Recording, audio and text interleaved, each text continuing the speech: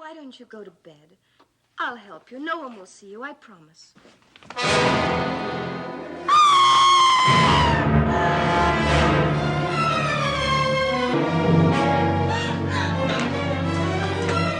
So I was all set to review David Cronenberg's 1986 sci-fi body horror masterwork, The Fly, which I've wanted to do for a while, and for some context I rewatched Kurt Neumann's original 1958 version. Honestly, just had so much fun with it that I had to make this video instead, chatting about it. I do love Cronenberg's gruesome remake, it's one of my favourites, but let me teleport you back 6.5 decades to a classic movie review of The Fly, starring David Hedison, Patricia Owens and Vincent Price. Now here we have brilliant 1950s production design, and a little bit like the 86 version, it has an interesting but quite disorientating mixture of deadly serious scientific danger and laugh-out-loud silliness. Now regardless, it's a censor-baiting cult classic made a genre favourite out of actor Vincent Price and has quite a tragic behind-the-scenes story.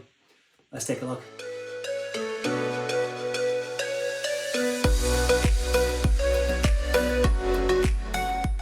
So 1958's The Fly was the final film directed by B-movie specialist Kurt Neumann. It's the tale of a brilliant scientist who has a breakthrough with teleportation, transporting objects from one point in space to another by breaking the object down to the atomic level and then reassembling it elsewhere.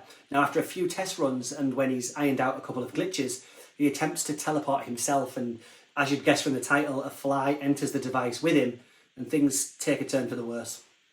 Now The Fly has quite an interesting structure. Its main narrative is told in flashback after it seems that Helene, played by Patricia Owens, has murdered her husband by crushing his head and his left arm in a huge press. I killed my husband, Andre Delambre, about half an hour ago in the hydraulic press shed. You understand the gravity of the crime. You say you killed your husband. That means you murdered him. I killed Andre, yes. Now it's a messy way to go for sure, but Helene claims it wasn't murder but an act of mercy, and finally agrees to tell her brother-in-law, played by Vincent Price, and the police inspector how this messy death came to be and why she's been searching frantically for a housefly with a funny looking head that's been buzzing about the place.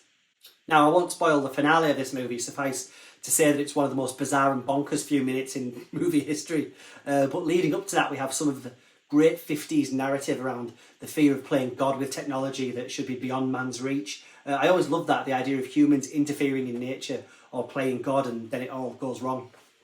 The disintegrator-integrator will completely change life as we know it. Think what it'll mean. Food, anything, even humans will go through one of these devices. No need for cars or railways or airplanes, even spaceships. This, of course, was a huge subject for the time, the splitting of the atom leading to many people to fear that a Pandora's box had been cracked open and that just anything could happen. Worrying for mankind and the fear of atomic destruction, but great for Hollywood providing creators carte blanche to come up with many a zany storyline. Humanity need never want or fear again. We'll just set up matter-transmitting receiving stations throughout the world and later the universe. There'll never be a need of famine. Surpluses can be sent instantaneously at almost no cost anywhere. Now, despite a couple of gross-out shots of bodies hanging out of hydraulic presses, this is a relatively tame affair, certainly considering the staggering brutality of Chris Wallace's Oscar-winning makeup for Jeff Goldblum 28 years after this. Here, the human/fly teleportation is left off-screen, and David Hedison as scientist Andre has only his face on screen for a handful of scenes, as once he has his atoms spliced with that of that pesky insect, he must hide his face and his left arm from his wife, communicating with her through typed messages. And it's great seeing moments when the fly side of his persona tries to break through and he has to stop himself from harming her and himself before his inevitable breakdown. Now, if you think Hedison looks familiar, he played Felix Leiter in Bond movies Live and Let Die and License to Kill.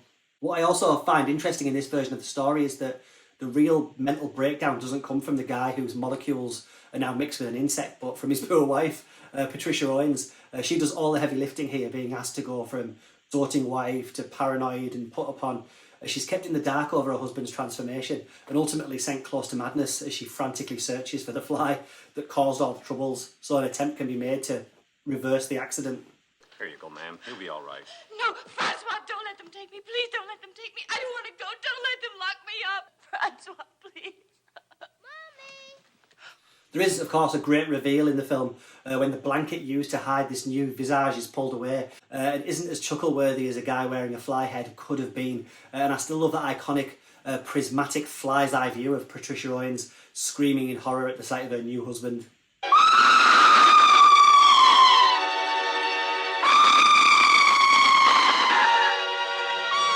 Now, for all the craziness in its premise, The Fly is a pretty economical movie, the majority of this plot taking place within the family's home or its laboratory basement. And I do love a 50s laboratory, all huge computers with dials and buttons and flashing lights.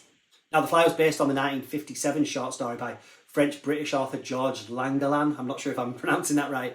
Anyway, it was all set in France, but here the action is located to Montreal, which does still explain why everyone has a French name. Now, The Fly was a big hit at the box office, sufficiently enough to earn it 2 sequels, Return of the Fly in 1959 and Curse of the Fly in 1965. As such, it's a huge shame that its German-born director, Kurt Neumann, died at just 50 years old of natural causes, apparently only a month after this movie's premiere and just a week before it went into general release. So yeah, this version of The Fly was released in the twilight of the Monster of the Week craze of the 1950s, but it's testament to its craft that it never seems as cheesy or campy as many of those movies did or do. The science is far-fetched, but never seems too outside the realms of reality. It's all played with a tragic seriousness, and even Vincent Price's silky but ghoulish tones don't tip the film over into camp territory. Now, in general, I don't think it's as easy as it seems to put some of these kinds of films together. There's, of course, a fine line to dance between poor-faced seriousness and black comedy, and I think that line is navigated very well here by all involved. Now, of course, there's that final scene, but if you're not on board the atomic fly mutation train by then this kind of thing's probably just not for you.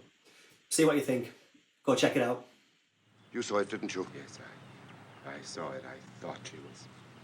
As God is my witness, I saw the thing. It's unbelievable. I shall never forget that scream as long as I live.